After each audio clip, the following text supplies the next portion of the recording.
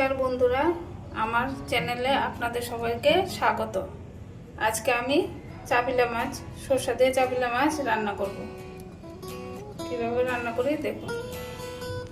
কড়াইটায় তেল দিয়ে দেব।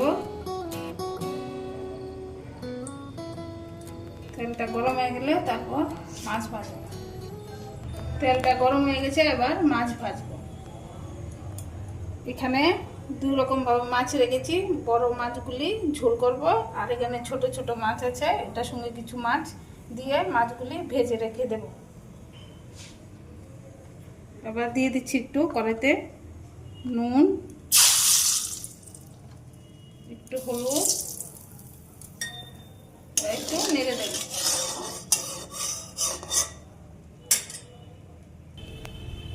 প্রথমে এই মাছগুলি, ছোট মাছগুলি ভাজবো।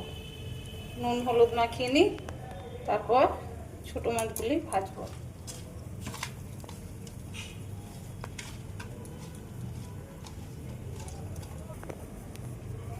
আগে ছোট মাছগুলি ভেজে নিই।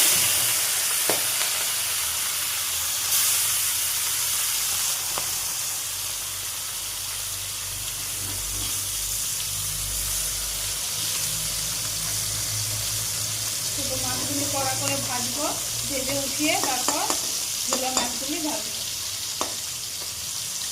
ছোট মাছগুলি ভাজা হয়ে গেছে, এখন এবার তুলে ফেলবো।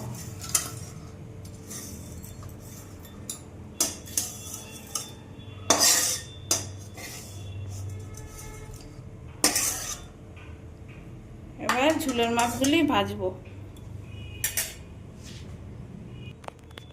আর একটু তেল দিয়ে দিচ্ছি। তেল দিয়ে এবার বড় মাছগুলি ভাজবো। বড় মাছগুলিতে হলুদ আর নুন মেখে নেব।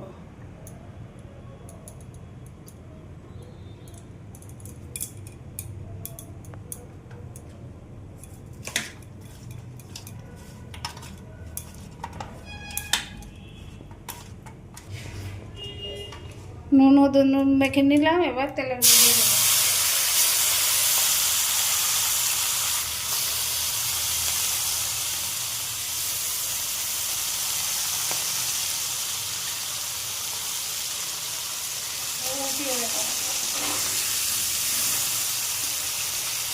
বেশি ভাজতে হবে না, একটু ভাজলেই হবে।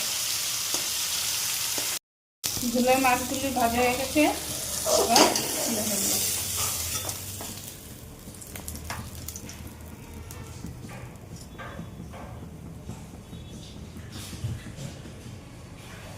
সরষা নিয়েছি, সরষার সঙ্গে 5-6টা রসুনের কোয়া থেতো করে নিয়েছি, কাঁচা লঙ্কা নিয়েছি, আর কালি জিরা সম্বার দেব।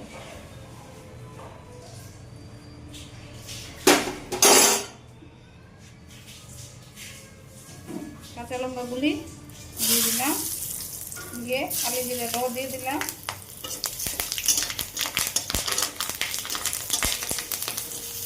সরষেটা দিয়ে দেবো।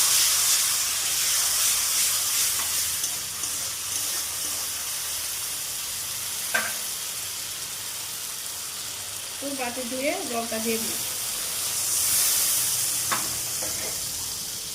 নুন হলুদ দিয়ে দেব, একটু হলুদ দিয়ে দেব।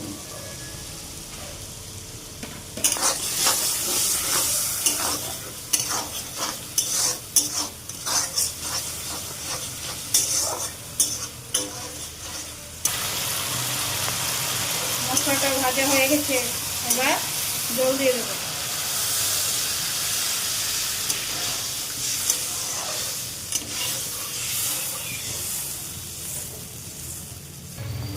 ঝোলটা ফুটে এসেছে, এবার মাছগুলি দিয়ে দেবো, একটু নেড়ে দেবো। মাছগুলি ঝোলের মধ্যে মিশিয়ে দেবো।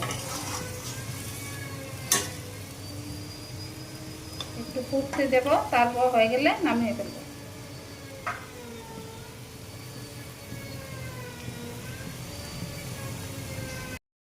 হয়ে গেছে মাছের ঝোল, এবার একটু সরষের তেল দিয়ে দেবো, কাঁচা সরষের তেল দিয়ে দেবো। এবার নামিয়ে ফেলবো।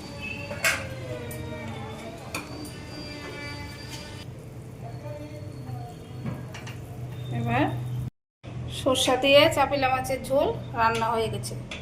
ভিডিওটি যদি ভালো লেগে থাকে লাইক শেয়ার সাবস্ক্রাইব করবে।